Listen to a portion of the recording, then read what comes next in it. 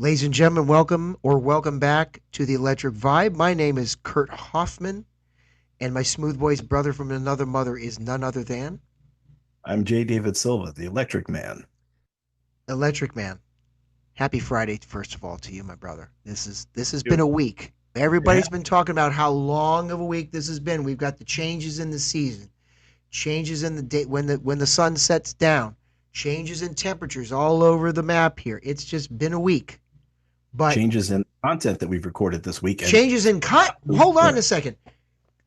Preach it, brother. Preach it. Changes in content. As you can see here, we have our orange shirts on, and we have them on for a reason because we are speaking to whom today, Jay? Kurt, today the Electric Vibe is going to welcome, and we're proud to welcome Marquise Bowie, who describes himself as the tourist interrupter. As part of the Minnesota Agape Movement, which is located at the George Floyd Epicenter in Minneapolis, Marquise is part of a movement dedicated to transforming street energy into community energy. We're going to talk about that and so much more with our special guest, Marquise Bowie. Lead off for the 20. Ladies and gentlemen, Marquise Bowie is with us in the house. Marquise, happy Friday to you, sir. How do we find you this evening? I'm blessed and highly favored, man. I can't complain. I would not complain because a lot of people around the world have got it worse off than I do. Let the church say amen on that one because Right. I like before we started to come on air, we were chopping it up a little bit and talking about what we want to talk about tonight and to support your agape movement. So let me backtrack a little bit here before we get into it. So as kind of a follow up to Jay's intro about you, um, you and I met 2 years ago, and Okay. I did my whole thing in 2022 where I was getting my Juicy Lucy on down at Matt's Bar and Grill. Mm-hmm. What? Not even a mile away from where you all are on Chicago Ave. Mm-hmm. And I was supposed to meet somebody for coffee in Uptown. And as I was making my way up there, I put in my Google Maps app to get to the coffee place. I come through the neighborhood where you are located. And I'm looking around and I'm seeing the wood statue with the Black Power fist and all that. Mm-hmm. And I'm like, oh, shit. Oh. I started I recognizing the wouldn't even Colin call it a black. I wouldn't even call it a Black Panther fist because it's more of a solidarity fist. Because the Black power. Panther might throw Power. people or flare, Yeah, but that power. might I throw said, people. no, understood. And thank you for correcting me on that. Please never hesitate to correct me on that. I mean, let me keep it a buck. I can't speak to the culture the way you can, but we're here to discuss that because that's a narrative thread I think that needs to be addressed, and people need to know that the whole George Floyd Square area is more than just George Floyd. It is a neighborhood like anywhere else in America that deserves to have the same recognition for all the things that your community is trying to do. And your tagline is turning street energy into community energy. It is a community, Mm-hmm. okay? But going back to the story, when I stumbled upon the neighborhood, I parked and I said, oh man, I started recognizing the images and stuff like that we all saw in the news coverage, and I'm like, I started walking around. I saw the area near Cup Foods and all that, and you happened to be outside. It was a beautiful day. I remember very well. It was a beautiful blue sky out. I mean, the weather was picturesque. And you said, "Hey, how you doing? What brings you here?" Something to that degree, and that's where you and I engaged in a conversation, and it was a very thought. And your line of questioning to me was very thoughtful and thought provoking. And you and I just chopped it up for a while. We exchanged social media information, and fast forward to this summer. I said, I will be back, and I'll bring some friends with me, and I kept my word on that. And Jay and I can certainly, Jay, you can certainly add to the conversation because I brought my friend Kirsten, brought my friend Lori. And certainly, Jay, you were along as well. And we got a lot more. We basically spent the whole day with you down there in Chicago Ave and just explored the area. You took us to a whole host of things and hooked us up with a whole bunch of people, including Spike Moss. We'll get to the we'll get to that whole part later down the road. But Jay, can you lead us off Yeah. here? So, Marquise, I'd like for you in just a minute to talk a little bit about yourself, and then I'd like you to talk about being the tourist interrupter. But before we go there, one of the things that I wanted to say and to thank you for was when we came to the area, we came to the epicenter, we came to the Agape offices, and we were having a conversation, and it was moving for us. We actually canceled the rest of our plans that day so that we could stay. And we ended up staying for a few hours, as Kurt said, had lunch together. And it was that, like I said, it was that important. It was that moving for us. And we appreciated your time. Can you take us back a little bit into your background and then how it led up to where you are now? So my background is growing up in that neighborhood, a couple blocks away from where George Floyd got murdered. Only child, mama's boy to the fullest degree, uh, and I just I struggled with some stuff early on.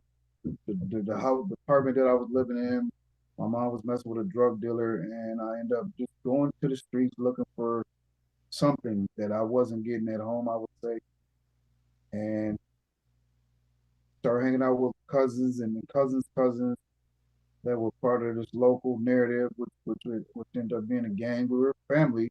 We considered ourselves a family, and fast forward, it turned. It ended up being a gang, and just really lost in the sauce, I would say, and just trying to find my way, trying to learn and grow. And a lot of the times it was learning about trial and error because I didn't really have any male figures in my life that showed me how to do things the right way. So I ended up doing a lot of things the wrong way. And that's my humble beginnings in the Southside Minneapolis neighborhood. Marquise, could you talk a little bit?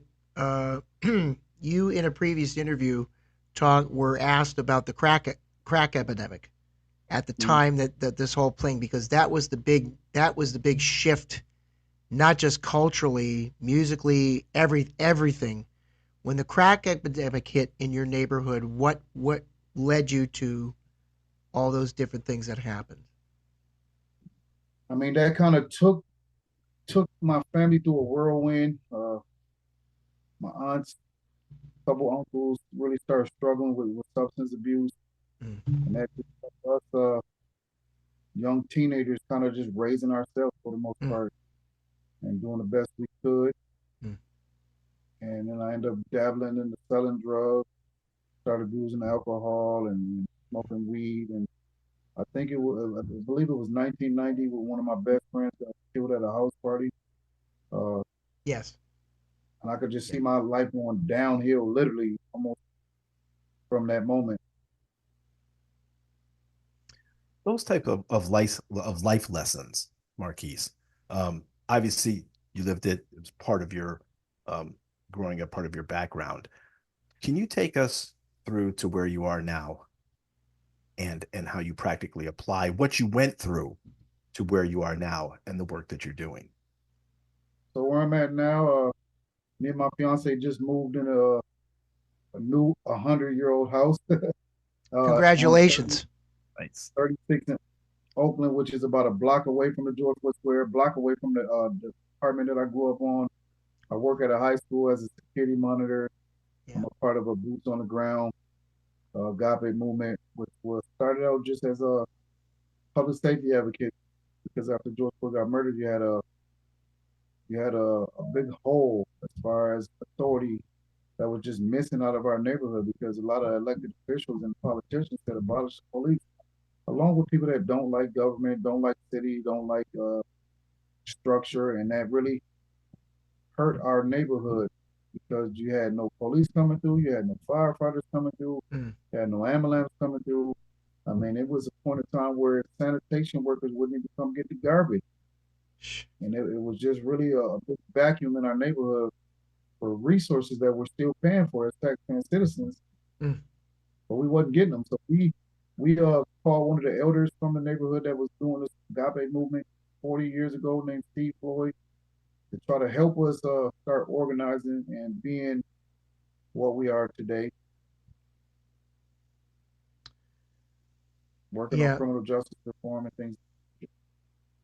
So, you know, when the whole George Floyd and Black Lives Matter movement really erupted, it is my understanding that Commissioner Rondo, who was the police commissioner at that time, reached out to the neighborhoods and the neighborhood area groups like yourself to help try to bring the temperature down. He didn't reach out directly to the police and all that because he felt like that would be a better avenue. Can you speak a little bit more about that for us? Well, I believe he reached out to Reggie, Right. who was his first cousin that they didn't really kind of talk growing up, according to what both of them were saying that day at the event that we had. I mean, I knew who Arredondo was because his family grew up on the same block that I grew up on, but I didn't really know him personal like that. Okay. We a little older than myself. He went to the same high school I went to, but Reggie's 10 years older than me. And I don't know, Arredondo somewhere in that area. I just turned 49. Reggie's 59-ish. So me and Reggie's brothers grew up together, and Okay. then some of his cousins on his mom's side are my first cousins on my dad's side. So I think Arredondo reached out to Reggie and some of the elders, and I know Reggie reached out to Steve Floyd, who was, I think he said he used to work for Amy Carver doing some stuff, and he was the one that was called to a lot of the scenes back in the days when they were calling us murder rappers, try to bring some type of order. And I know at the time of George Floyd's murder, he was just a photographer. So we brought him off the shelf as far as doing some boots on the ground, community Okay. organizing, doing some trainings on mental health practitioners and behavior specialists and verbal judo and just being de-escalators in the neighborhood. Because if anything can change the neighborhood, would be the people that were part of the problem going on. Mhm. Right. Sure, sure. I tell people I got a master's in disaster. Hmm. Sir. You're if nothing else, Marquise, and I've come to know you, you are a problem solver. I Trying to mean, be. well, and that's all you can do. And sometimes at the end of the day, it's fake it till you make it because sometimes you get problems that you didn't expect out of all this. And, you know, as a human being, you have to handle them the best way you know how with what you've got. And Right. you certainly, you know, you're just a well-spoken, eloquent gentleman, and a gentleman that you know really is trying to do good, and more than that is trying to educate the generations coming up here that Mm-hmm. you like you said earlier before we hit the tape, you don't know what you don't know. Know what you don't know. And I come from an era where a lot of people feel like they can only do what they know, and until you really stretch yourself and really start reading and getting uncomfortable and getting out your lane and getting out your Yeah, way for the most part, that's when you really can grow is when you're being stretched. And yeah, unfortunately and fortunately, my stretching and my discipline came from me being incarcerated for almost 12 years.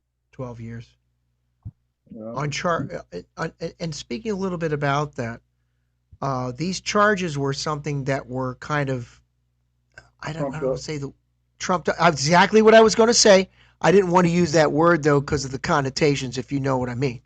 But you know, they were Yeah, exaggerated charges. They were souped up they, charges. Let's call it for what it is. yes, yes. They were You're basically stretched out.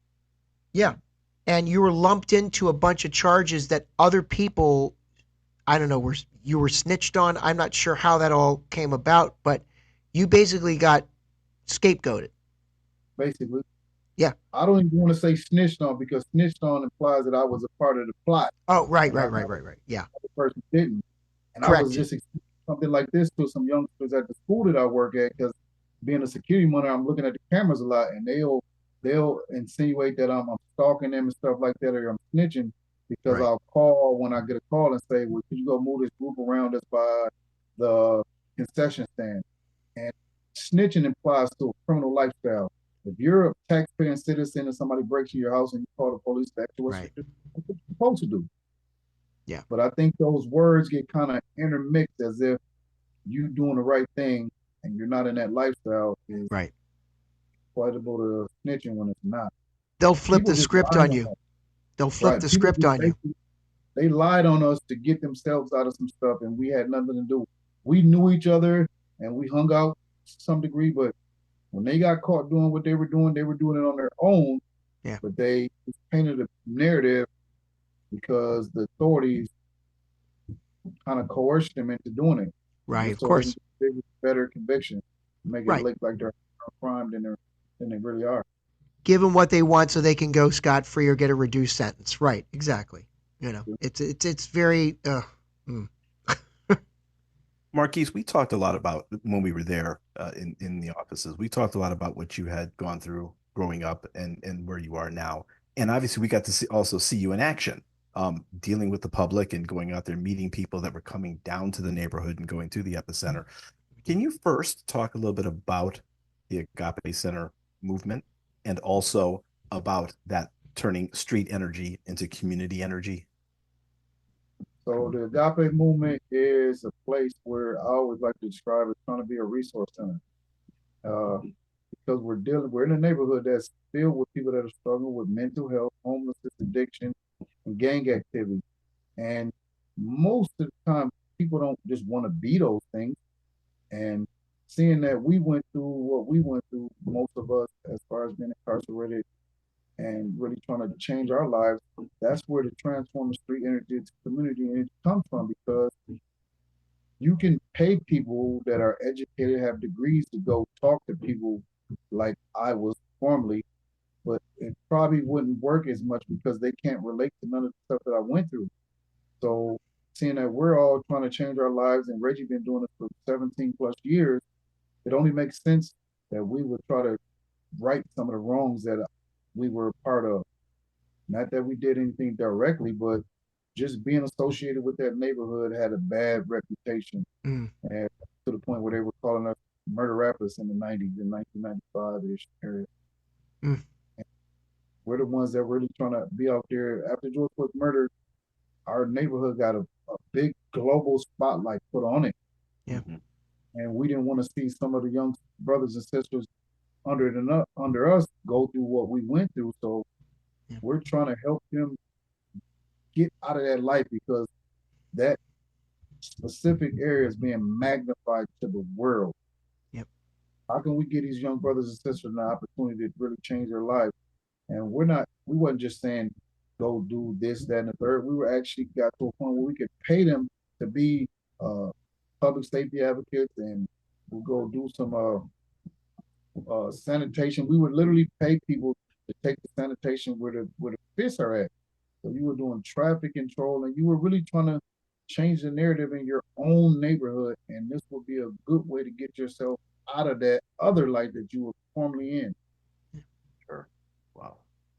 So, and to take it a step further, can you talk about your role as the tourist interrupter? Because Kurt and I saw it firsthand, but can you let our viewers know He about interrupted me. I was a tourist. Let's keep it a buck here. I was a tourist, and I was happily interrupted. And honestly, Marquise, you didn't interrupt me. It was a beautiful day. You just slid in there like the slick brother that you are, and we just had a conversation. Yeah. So I would just really, we were just observing people just coming over there. Good intended people coming over there to take pictures, pay respect, and things of that nature. So, and then something just went off in my mind, like, nobody was really coming over here before a murder took place. And even talking to people that are local that bring people over there, I'll strike up a conversation with them, and because you can almost tell who's from out of town and who's not. And imagine they don't know the dangers of coming over there, jumping out of Ubers and coming over there with Louis Vuitton backpacks and all that type of stuff. So I'll strike up conversations and how you doing? What brought you to Minnesota? And then just trying to gauge off that, because I know people come to Minnesota for the Mall of America, Paisley Park, Twins games, Vikings games, and somehow a lot of people end up in the George Floyd Square. Mm. And as a public safety advocate, I know that it's not safe at times, but they don't know this. So I'm wearing triple hats out there, being a public safety advocate, and then really just trying to figure out how is it that the people that were scared to come over there are now brave enough to bring people over there and only to look at a murder scene, basically, and pay respect. Good intended though. There's a fine line that you have to draw between informing them that we are more than just a not tourist trap. I don't know what the word I'm looking for is. A place to go. Oh, this is where it happened, and that, folks, this is still a living, breathing, community where people are going to get food. People are going to buy this, that, and everything. People are going to work. People are traveling to whatever. It's and sure, is there there might be a safety issue that you're dealing with, but that, and then I'm from Baltimore, so, and I could speak on there were certain neighborhoods that you didn't go to late at night. Right. It didn't matter who you were, and it was just a reality. But that doesn't speak for the whole neighborhood. Right. And you have to draw that differentiation between the what people see. When everybody talk to people from Baltimore, okay, when I say Baltimore, I don't put a T on there because that's the way we talk down there. Baltimore, Maryland. And when people ask me, oh, you mean the place where they filmed The Wire? That's the first thing that they say, Marquise. First thing that they say. Oh, you mean the place where they were not crab cakes, not the Orioles, my Ravens, but they'll bring up The Wire. Mm-hmm. And I'm like, yeah, that's a part of that. Listen, I have friends who are actors on The Wire who are from those neighborhoods, and that, yeah, that show's about as real as you can get in the depiction and everything like that. But that's not all that those neighborhoods are about. Right. Some of the best fried fish I ever had in my life were some of these lake trout places that I would go to. People are like, why are you going over? Because the food's good. Right. I mean, I didn't care. It's a business like anywhere else. And, because it worked where I worked in Baltimore at the Baltimore Symphony, down near the 5th Regiment Armory, right there right next door to West Baltimore. And West Baltimore was the area that you did not dare go to late at night, past 1 o'clock at night. But it's more than that. It's more than that. And I'm sure you've had to explain to people from there. You know how to navigate there. Right. Right. Exactly. That makes all the difference because right. I had a chance to go to Baltimore in 2022 because my auntie lived down there and she works as a chaplain with the city of Baltimore. So she was working with Marilyn Mosby. Oh, right. Yes. They drove us through there with Morgan State and all that. Yep. And they drove us through the wire, took us to some building that had a bunch of little swap meet shops in there. And it was at least 50, 60 people hanging outside of it. Yep. People in wheelchairs trying to sell pills. And we was like, wow. Mm-hmm. And we think we had it bad at times, but to see this every couple blocks, it was like, whoa. If you know The Wire, Amsterdam, there's that scene where the police commissioner is like, okay, you know what? We're gonna get rid of the crime. We're gonna move all the drugs and everything over to just this one neighborhood. You can do whatever you want. You can sell your drugs. You can sell your red tops and all this other stuff. Just do it in this neighborhood and don't do it anywhere else. Because the narrative thread in that episode of the Wire is to just you can keep the crime, you can do whatever you want, you can sell the drugs, do whatever you want, just keep it over here. Out of everybody's way. I didn't watch The Wire a lot, but I did read the book, The Corner. Yeah. Based on it. Yep. He's a journalist from the Baltimore. He was a Baltimore Sun journalist, and he's excellent. And there's a sequel of sorts to that called "We Own These Streets," which kind of ties into that whole years later, 20 years later. What is it like? And you find that really not much has changed. The political pundits talk a good game, Right. What's that James Brown song? Talking loud and saying nothing. Talking loud, saying nothing. There you go. And they'll do a bunch of photo ops, I'm sure, Oh, plenty. because that's what the George Floyd Square is. I mean, Mm-hmm. I'm still confused as to how people were scared to come over there. And I remember people literally telling me that they had never stepped foot on that block because they were scared Mm-hmm. because of all the issues. A murder took place, over 300 officers quit, and now they feel safer. Mhm. I don't do it. Yeah. You know, Marquise, one of the things that you had said when we were talking last June was we got into a discussion about how conversation creates community. Can you talk a Mhm. little bit about that? I mean, because we're all alike. The only thing different, the only difference is maybe our belief system, maybe our skin color, uh, maybe the things that we grew up through. But at the end of the day, most of us want the same thing for our kids. We want generational wealth. We want a house with a white picket fence, and we just want to be able to kick our feet up and sit on the porch and things of that nature. But black people and native people and brown people are looked at as savages, not for the human. And I just use the name the tourist interrupter as a way to strike up conversation because that'll get people thinking like, what does that mean? And then we just strike up a conversation.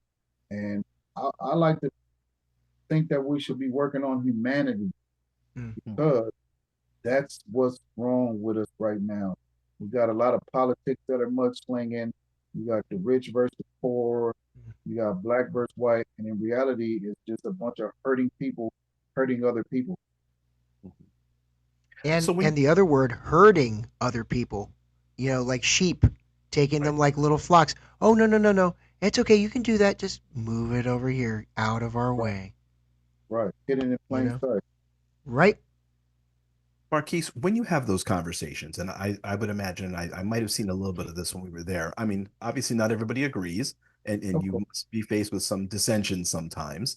Um, can you take us through how you start to navigate some of those differing opinions when somebody maybe doesn't agree with what you're talking about?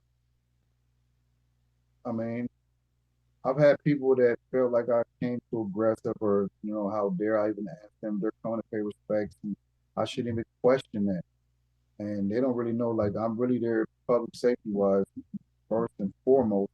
Hmm. And I've had people that thought that I crazy, and they wrote. I remember I had a lady write me a letter, put it in our mailbox, and then I wrote her back in detail, saying everything I was saying. Didn't apologize, and she said she felt so much better. It felt like one of those parent moments because she had a bunch of black students trying to tell them what it's like growing up in a black neighborhood.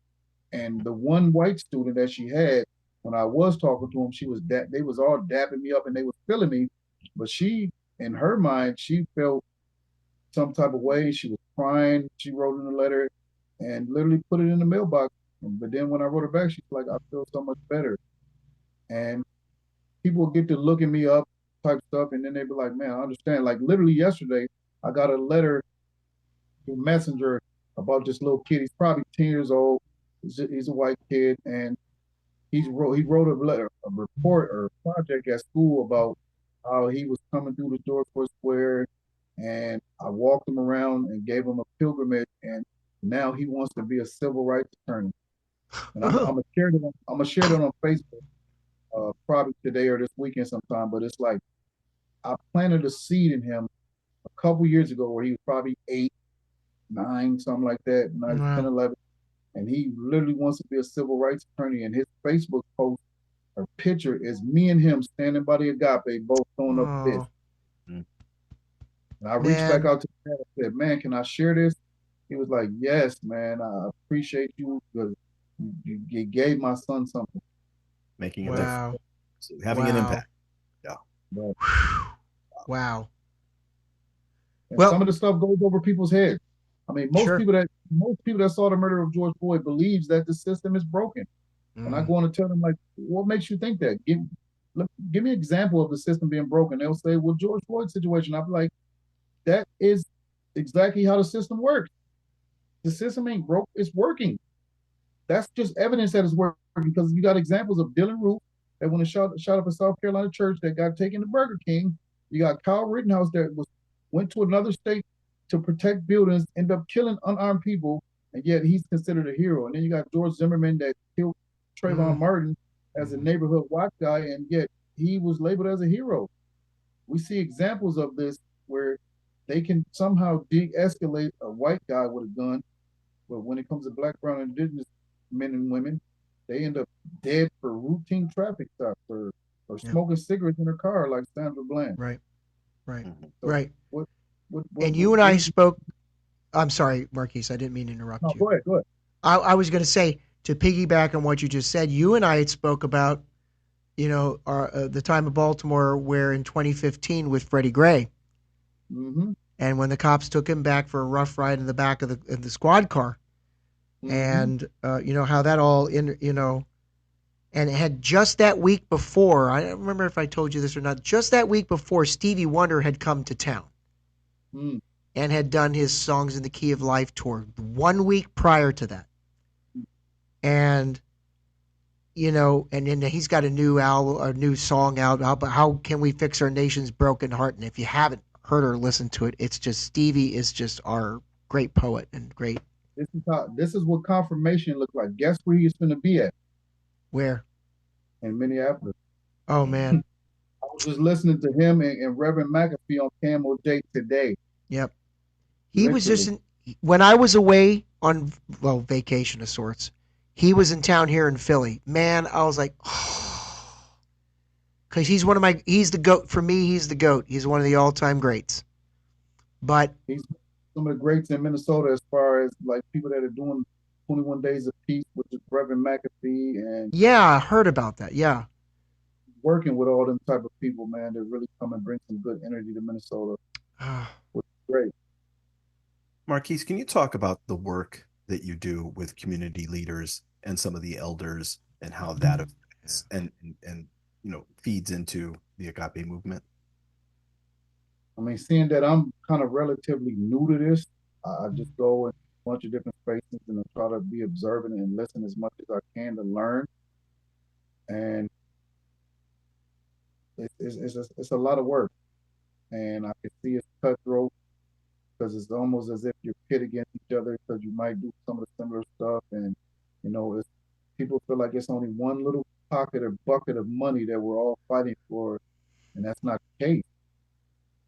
And one of my strengths is consistency, Mm. like showing up and just trying to have an open mind because I want what's best for the community that I grew up in.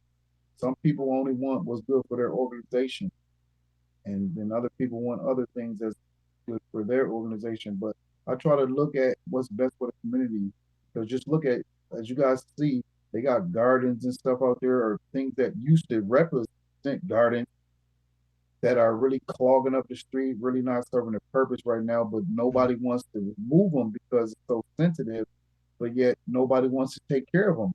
But mm, if it's credit given, of course they want all the credit. yeah. And trying to find that healthy balance between that and really showing up for the community. And my thing is really being what I needed at a young age and trying to work with the youth, like being a mentor and pouring into the youth because a lot of adults are stuck in their ways and they only want things their way Yeah. or the highway. But you still got a little bit of wiggle room with them, man, and you can pour into their hearts and minds and shape them. And my thing is trying to help them avoid the pitfalls that I went through growing up.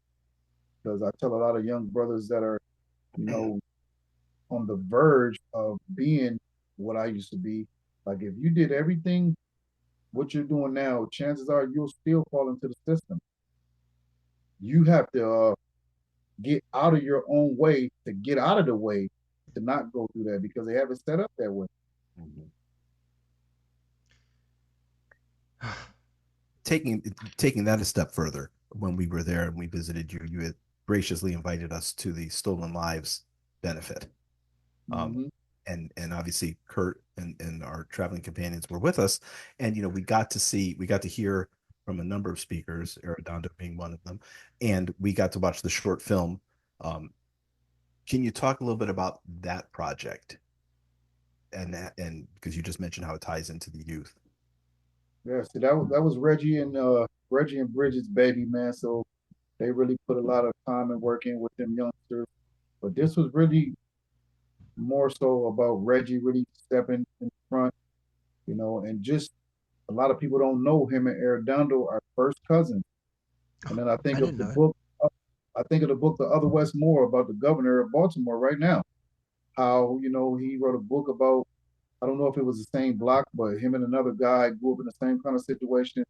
He went to be a Rhodes Scholar, and, you know, he went to go visit the one that was in prison to figure out how did they have the same kind of experiences but have different life outcomes.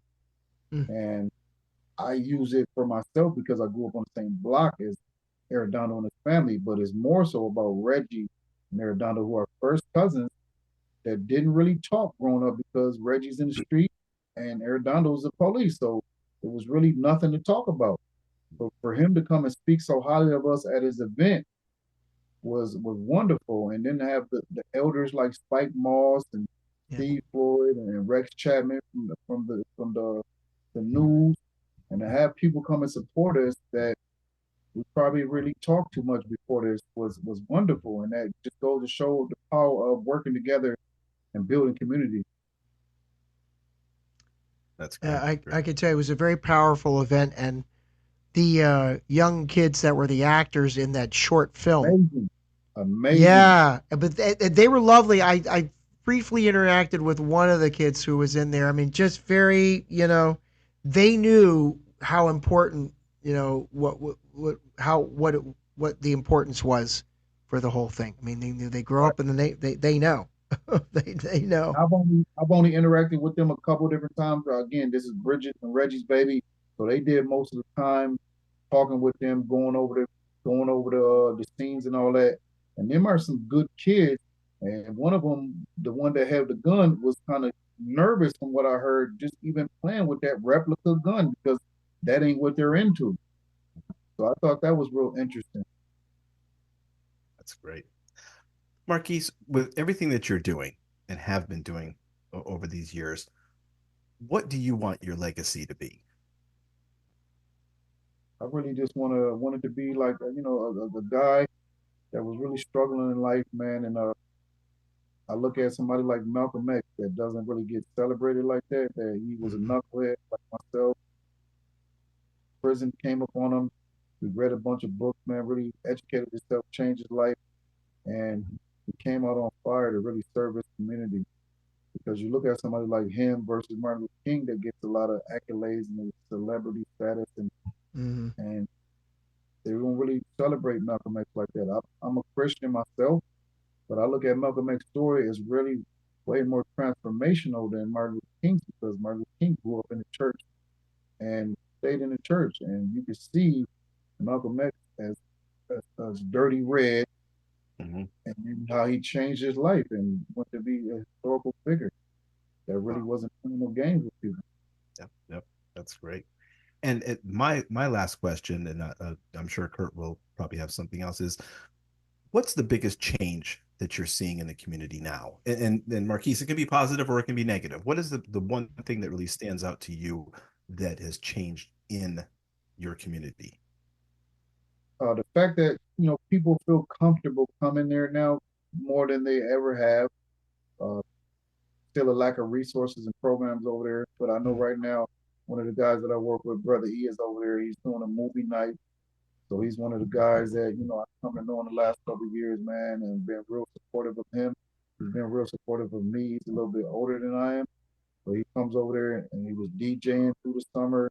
Like every Friday, he'll come over there with his turntable, big old speakers, and put on some good music that doesn't really glorify killings and drug dealing and all that. Some Hmm. old school pop mixed in with some jazz and some other good music that's good and wholesome, where you don't mind your kids hearing it.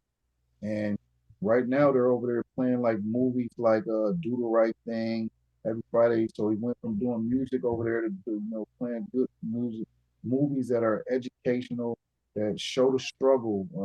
I know last week they played Hidden Figures, and just trying to put some good positive energy in the neighborhood, and we continue to do the work. Uh, we're gonna get recognized, and it's gonna actually be beneficial to the community, and hopefully we can make enough money where we don't have to go work 2 or 3 jobs to be able to do this type of stuff. And I was just awarded the ambassador of the culture and arts for the 38th Street District. Wow. Cool. Seeing that I Congrats. do a healing circle, and I show up a lot. Mm-hmm. So Open a testament to the work that you and others are doing. Tremendous work, Marquise, and thank you for what you do. There's a lot of people like yourself out there in major cities that are doing the work that don't get all the lauds and praises that you and the flowers that you deserve. And we here really just want to shine a light on gentlemen and ladies such as yourself. So thank you for all that you do, man, and thank you for the time you took with us to really understand. It was really great to come back into the community and see the growth, even in the 2 years that I had, prior to coming back to visit, that has happened. When you took us to Bryant, the Sabatani Center, and for Prince fans, will know it as Bryant Sabathani. Sorry, Sabathani. I said Sabathani. Oh my God, I'm getting all Hebrew. I'm getting all Old Testament on us. Yeah. Sabatani Center. That's one of the things that people don't really know. Like Prince grew up in the neighborhood, right? And the fact he can go into his old high school, which was Bryant Junior High, which is now the Sabatani Center, right? Yeah. Yes, and just to see the history of the community, yeah, and to know a little bit more. I always want people to come as visitors and leave as extended community members, and maybe go look up something in your own state, city, or something like this is taking place that doesn't get the publicity, and really stand with the families, because that's really what it's about, man. Every year, somebody, or almost every day, for real, somewhere, somebody's letting off balloons and light candles in honor of their loved ones that didn't get the publicity because their murder didn't happen during COVID, or it wasn't highly publicized as George Floyd was. Yeah. So how do we stand in community with those families that never heal from this type of stuff? Yeah. And how do we pour into them? Because people are always told to be strong, but it's okay to not be okay. And if we're not pouring into people and helping them be strong, then we can't complain about what's going on after the fact. I mean, coming from a male figure like yourself, but let's keep it a buck here. Coming from black men and mental health, the fact that you are an advocate for being brave enough to say, because a lot of men are like, no, I don't need to talk about that. Right. It's okay to not be okay.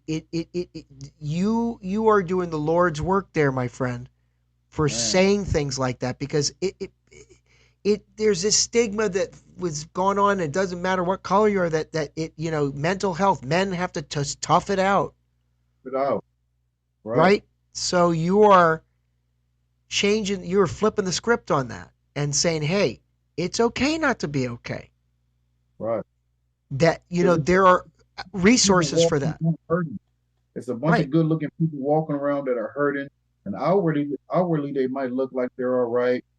And nobody really ever figures out, like, how you doing, man? So just to let people know it's okay to not be okay, man. And we got a lot of work to do, man. And I give God all the glory, man. And just for my mom's friends and my daughters to be able to see their dad really doing some positive stuff. And like, I get a lot of love as far as when I'm going places, and people that my mom grew up with that see her son, her only kid, doing some positive stuff, because prior to this, all the stuff she probably would get would be negative. And I can't imagine all the stuff that I took her through, not calling, not coming home when I should have. And, she'll get a call, I'm in a juvenile detention center or in prison or something like that. Man, I put a lot of unwanted stress on my mom. But I was just doing what I knew and really in survival mode. But just doing this creative writing healing circle and helping people unclog their minds, man, it is really beneficial, man, and it's healthy stuff. We're at a critical moment in the world right now. globally Yes, with mental health. Mental health for me is the number one health crisis I agree. worldwide. I agree. Absolutely no question about that. And you, my friend, are an agent of change. Absolutely. You are not just a tourist interrupter. You, like you said, you wear a lot of hats over there, brother Marquise. You're a hat rack over there. I do. And thank you for what you do, man. Thank you for what you do. I just want to show y'all my hat collection just because Oh, I am oh, a we're getting a little live action on like this. Oh, Okay. man, That is a collection. that is not. I got a, like that. got a couple hats, man. I like my crowns, man. I'm Minnesota everything. There I you know you, go. and I know you're a shoe guy too. Yeah, I got a couple pair of shoes, man. It's all That's right. my un that's my unhealthy habit. Hey, we all got. Listen, Come on. everybody's got their vices. Would you rather go back to the old days, or would you rather have a few more shoes than you need, man? Come on. Right. Not even a second thought. Right, right. Well, Marquise, again, Jay and I, uh, we're so glad. There were a couple delays trying to get this off the ground and having you come on.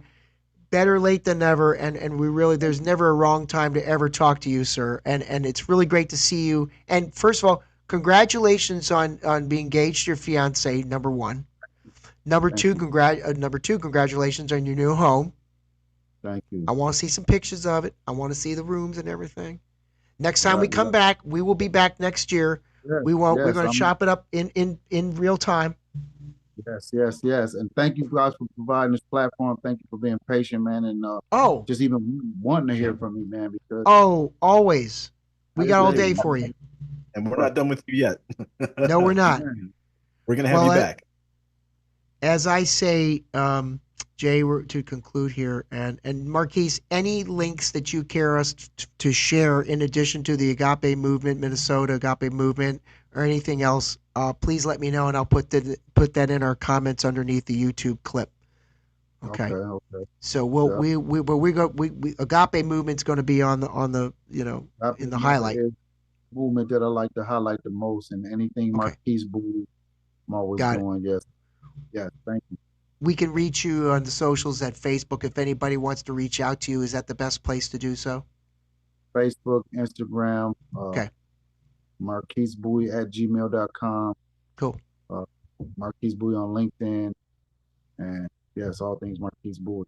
We'll put all that up there for you. As I always say, Jay, and this couldn't be a more appropriate sentence, man, because based on what we're talking about, a rising tide lifts all boats.